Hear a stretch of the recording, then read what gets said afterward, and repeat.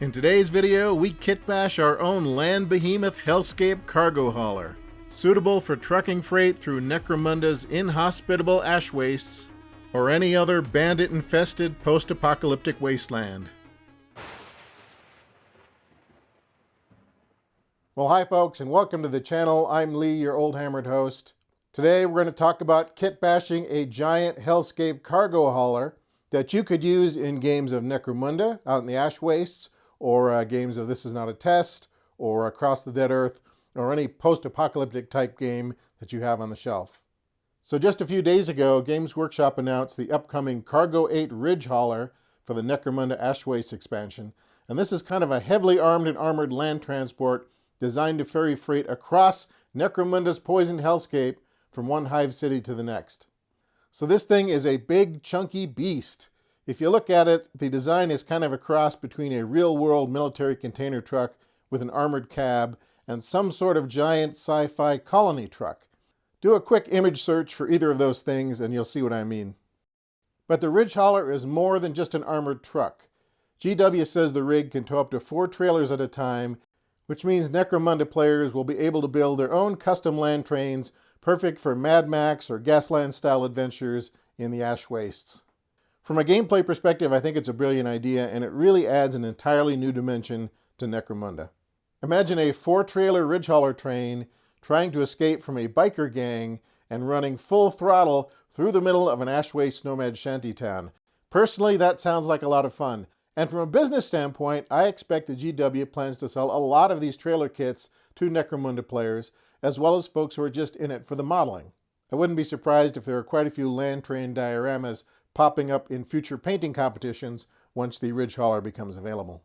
Now, of course, if you have a 3D printer, I expect you're going to have access to all sorts of Ridgehauler alternatives. For example, here is a Rolling Fortress STL from a company called Watt Corp Design on Etsy. Not quite the same thing as a Ridgehauler, obviously. This looks to be more of a Road Warrior-inspired design, but you get my point.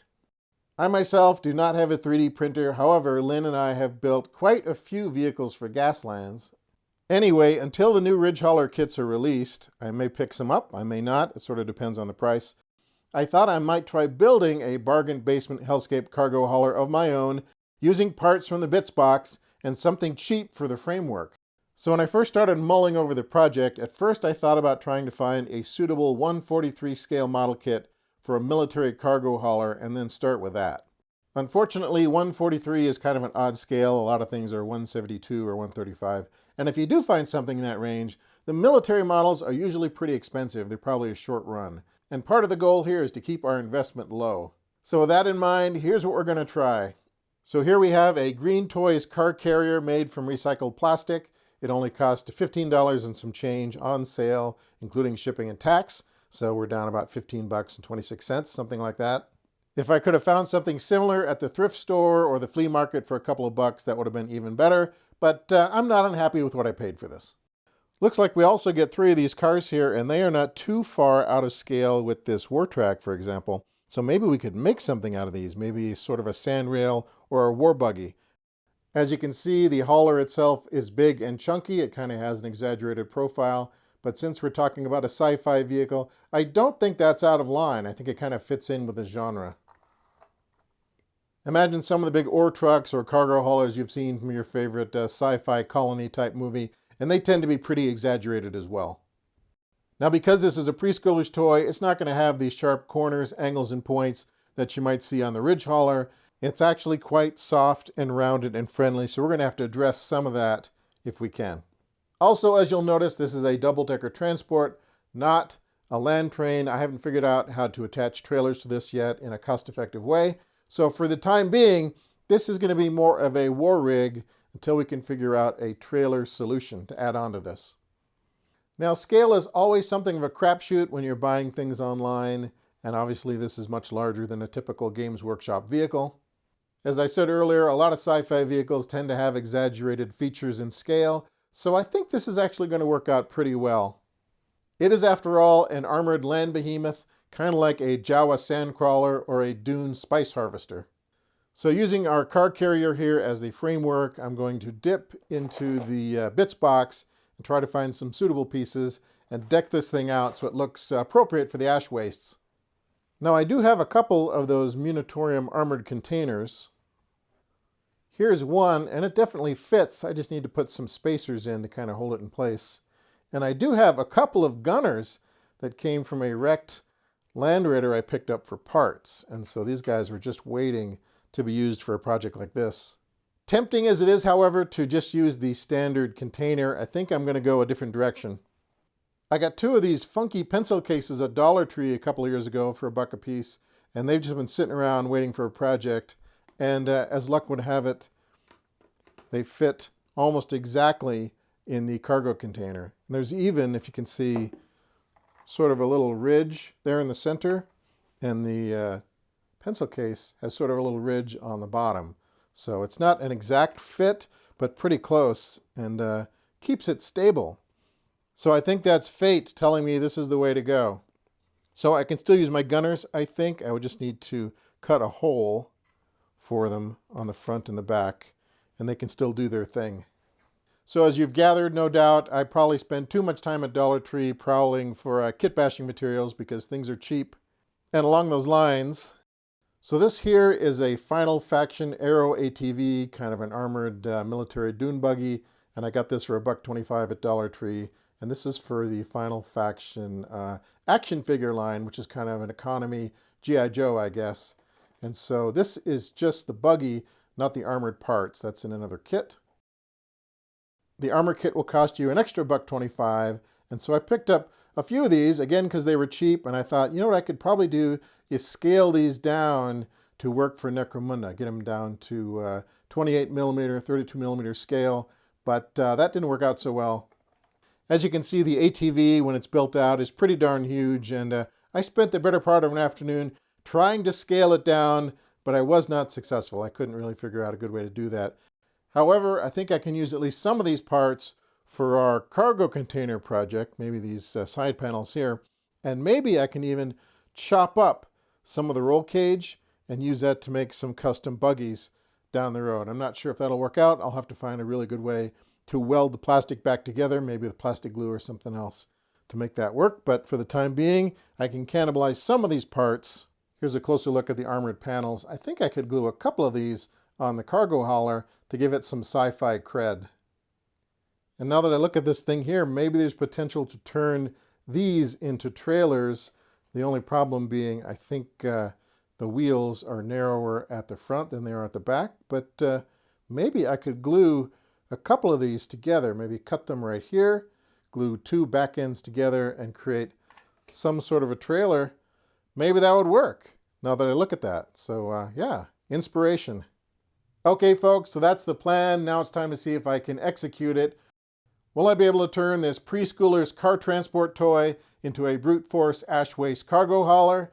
Let's find out. Okay folks, I am back. It's been a couple of days since I spoke to you last, but the truck is disassembled. I've glued on some parts from the bits box, and today it's a very nice day outside, so we're going to spray some paint. But before I tie everything together with some paint and primer, I thought I would show you where we are. So here are a couple of guns. I think these are old Transformer guns. There used to be a little local toy fair in the summer that would have little collectibles like this. And I bought a bag of old Transformer parts for a couple of bucks. This is all pre-COVID. Here's a Lehman Russ plow. This came from a busted up Lehman Russ I got for parts. And so that plow is now part of our land behemoth here. These exhaust pipes here are actually bazookas from a Dust Tactics Bulldog. The old Dust Tactics Bulldog was back from when FFG was part of the franchise, and Miniature Market had a bunch of them, and they would occasionally go on clearance for about 10 bucks a piece. So I bought quite a few. They came with two different turret options. This is the phaser, and that's my preference there. The Stormtroopers were not included. They were added later. The second turret option was these bazookas, and so I clipped half of them off. So this guy's only got 3 bazookas left. And so that's what we're using for our exhaust pipes on our land behemoth. The front window grille here is just good old-fashioned plastic canvas. Lynn uses quite a bit of it for her arts and crafts, but I steal it on occasion. Here's our transport trailer, and there's one of those side panels from that Final Faction kit I got at Dollar Tree. So when I glued this piece on the transport trailer, I placed it in the same direction as on the ATV, though I did clip the corner there to make it fit. So this gives it kind of a chunky sort of garbage truck type look. Had I placed it the other direction, it would have had a more streamlined Greyhound bus type look. But this is what I went with at the time, and it's glued on there pretty tight. So yeah, no changes now. But if I could do it again, I might try this and see how it looks. And finally, these side turrets here are from All Quiet on the Martian Front 15mm steam tanks. I got a big box of them for 20 bucks a couple of years ago at a con, and we've been pilfering parts from it ever since. Okay, so that's where I'm at for the moment. I still need to tinker with this pencil case here and see if I can figure out how to put our turrets on top of it. Other than that, I'm pretty much ready to spray some paint, so I'm going to jump on that, and then we'll revisit the project once that's finished. Okay, I'm back, and the project is finished, at least as finished as it's going to get. So I'm not the speediest project builder in the world, so this took me a few days. I kind of picked at it here and there when time allowed, but it's finished, and I'm pretty happy with it. With the possible exception of the pencil case shipping container, that really never turned out the way I wanted. I did bore a couple of holes on the ends and stuck in our turret guys, but this cheap plastic just didn't really want to accept paint, and so the paint kind of got messed up. Even that Rust-Oleum paint and primer that's supposed to bond to plastic didn't work out very well. So yeah, nice idea, but in practice, maybe not the best. That's okay. Not everything works out. Fortunately, we have other options when it comes to filling up our cargo hauler. We could use a standard GW armored crate, though I'd have to put some kind of spacer in there probably to hold it in place. One option I like is using it as an armored vehicle transport. So say a new tank has rolled off the assembly line, or if something wrecks in the desert, then the recovery crew can load it on a truck and take it back to the motor pool. And there's even room in the back for a little extra freight, so they can pack a few more footlockers in there. And yet another option is to put some armed troops on top of the cargo hauler. So say, for example, the valuable contents were down here on the first level, then you have the troops up top to help defend it. So painting the base coat was pretty simple for this thing. I just used some basic colors from Rust-Oleum. This stuff bonds with plastic, so we had sort of a red here for the cab and some metallics for the trailer. And then just to give things a little bit of dirt and rust, I'd kind of mist some of the parts just very lightly with some metallic rust there and this warm caramel to simulate some road dirt. And once the base coat was applied and dried, I just went in and picked out a few little details, nothing too fancy, just tried to make a couple of things pop, but the majority of the paint job was just rattle can. Here's that armored panel I got from that Dollar Tree ATV kit. As I said, I could have used this either direction, but I'm not unhappy with how that turned out. Okay, so that is the Canyonero Land Behemoth, loosely inspired by the upcoming Cargo-8 Ridgehauler that GW is producing for their Ash Wastes Necromunda expansion. However, the Land Behemoth here, because it's a little more generic in style, I think would be equally at home in the Ash Wastes or in a more traditional post-apocalyptic hellscape, say a Mad Max type environment. And I'm still trying to figure out how to add a couple of trailers to this thing. I'll have to percolate on that for a little bit, and then maybe figure out a way to turn some of those smaller cars that came with it into sand rails so it can have some outriders to fend off the orc raiders. Now I just need to dig up a decent rule set so we can have some post-apocalyptic adventures with it. I'm not sure if we're going to be investing in Ash Wastes when it comes out, but I'm sure there's some independent rule set out there that you can use for Mad Max style adventures in the radioactive hellscape. So I'll do some digging and see what we can come up with. All right, folks, that is a wrap on our great hellscape cargo carrier project. We hope you enjoyed today's video. Thanks as always for stopping by. We'll be back very soon with some more tabletop wargaming goodness. But in the meantime, take care of yourselves. We'll see you next time.